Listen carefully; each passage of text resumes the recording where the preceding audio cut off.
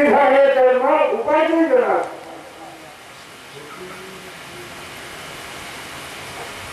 त्या त्रिविध कर्मानं वेगवेगळा हा जीव हळूहळू शरीरापासून दूर होते आणि कर्म नित्य केलं जाणारं कर्म क्रियमान कर्म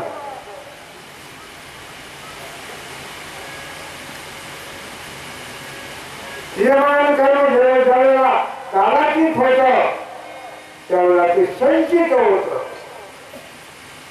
आणि संचित कर्म परिपक्व झालं म्हणजे त्याला प्रारब्ध म्हणतात आणि प्रारब्धाच्या वरपुरा त्याला जन्म घ्यावा लागतो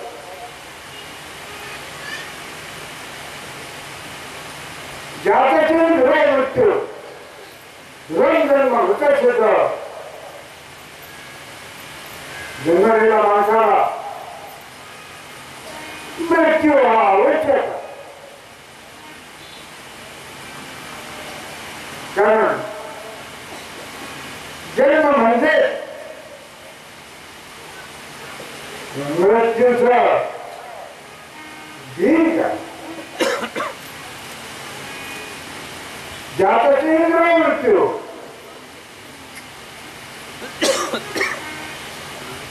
जन्मला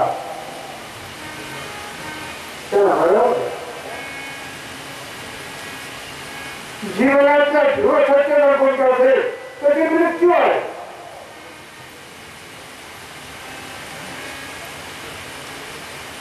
आणि कर्माच्या योगानं बद्ध झालेला जगभर पशुचा जन्म घ्यावा त्याकडे सांगायचं आहे प्रवीण प्राप्त झाल्यानंतर त्या प्रवीणाचं रक्षण करण्याकरता ज्ञानोत्तर कर्माची नितांत गरज आहे आणि म्हणूनच भगवत्पादाने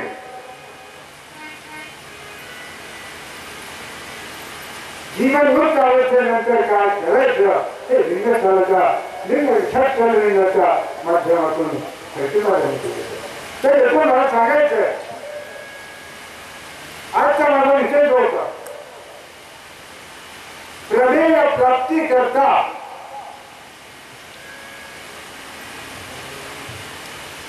काय करावं लागतं प्रमेयाची स्थिती करण्याकरता प्रमाणाची नितांत गरज आहे प्रमाण चार प्रकारचे आहे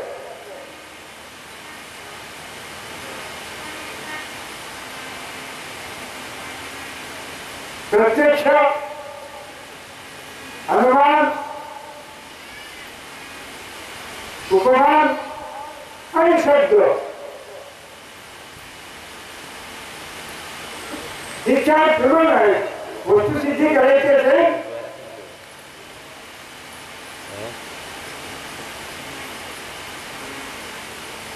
प्रमाणाशिवाय वस्तुसिद्धी होत नाही आणि म्हणून वस्तुसिद्धी करता प्रमाणाची निदान करत ती फार होऊन गेलो शब्द प्रमाण कोणाप्रमाणे आप्तवाक्य जे आहे ती शब्द प्रमाणे अर्थात ही शब्देही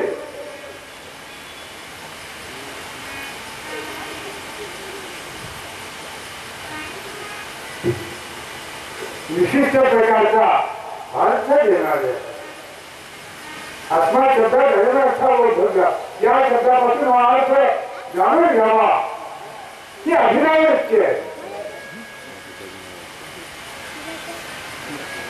अशा प्रकारचा अभिधा लक्षणा आणि योजना या चार प्रकारच्या शब्दातून शब्द हे चार प्रकारचे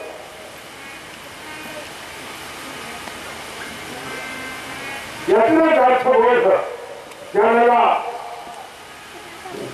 अधिकावृत्ती अपूर्ण होती,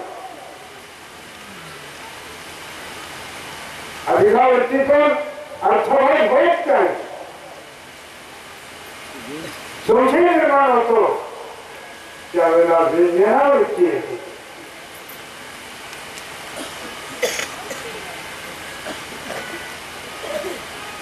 ज्यावेळेला दक्षिणावृत्ती अपूर्ण होते, त्यावेळेला विज्ञानावृत्ती येते. अधिकावृत्ती, दक्षिणावृत्ती आणि विज्ञानावृत्ती या वृत्ती त्रयातूनच अर्थबोध केला जातो. आणि ज्यावेळेला याच्या पलीकडे अर्थात त्या तिन्ही वृत्ती जिथे अपूर्ण होतात,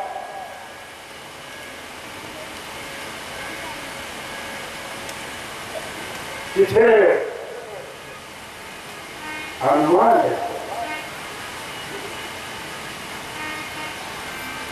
अनुमान प्रमाण हे पक्षाच्या अवलंबून आहे. हेतू पक्षता या दोन गोष्टी अत्यंत महत्वाच्या आहेत. अनुमान करायचं झालं तरी करा, प्रत्यक्षाचा आधार घ्यावाच लागतो. हे विचारी प्रमाण प्रत्यक्ष अनुक्रमित आहे. एका प्रमाणाचा विचार आपण एका पद्धतीने करीत आलो. खरं म्हणजे शास्त्र हे आत्मवाक्य आहे. ते काल उदाहरण म्हणून सांगितलं होतं. जे परमात्मा आहे, ज्या जीवाचं केवळ कल्याणच अपेक्षित आहे, अशा प्रकारचं जे शास्त्र आहे, वीरशैव सिद्धांताप्रमाणे परमात्मा असलेला परब्रह्म परमात्मा शिव पार्वतीला उद्देशून जे तत्वज्ञान सांगितलेलं आहे, जो विचार सांगितलेला आहे, तो शिवागमाचा विचार आहे. आणि ते आत्मवाक्य आहे. शिवागमामध्ये 28 शिवागम आहे. त्या 28 शिवागमामध्ये प्रत्येक शिवागमाचे 4 भाग आहेत.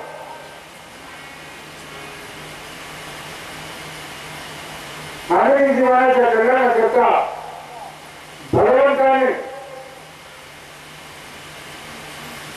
जीवनाचे 4 विभाग, जीवनाच्या आचाराचे 4 विभाग केलेले.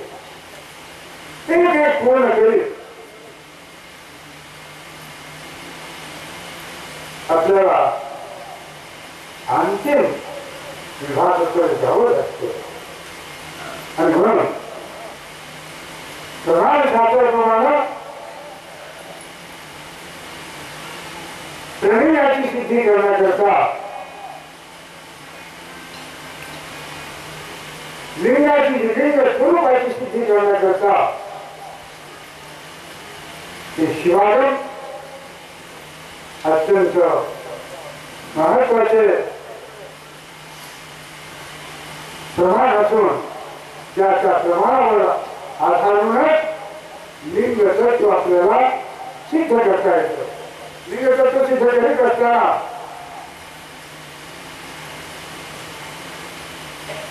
प्रत्यक्ष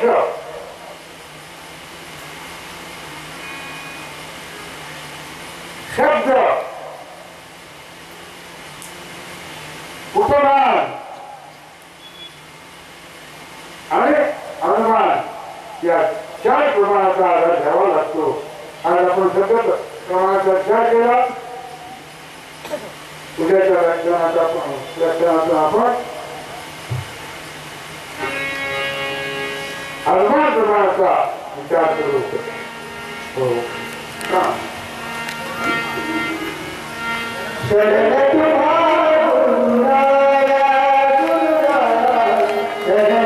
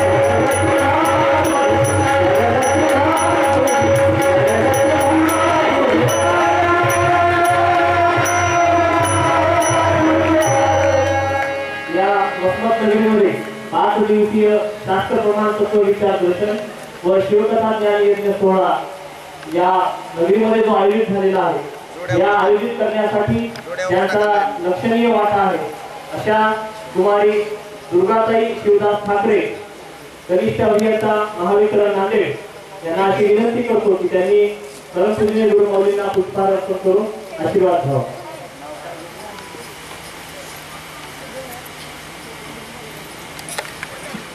कुमारी दुर्गाताई शिवदास ठाकरे कनिष्ठ अभियंता महावितरण यांचं या कार्यक्रमासाठी लक्षणीय असं योगदान आहे ते या ठिकाणी गुरुमाऊलींचा आशीर्वाद घेत आहेत.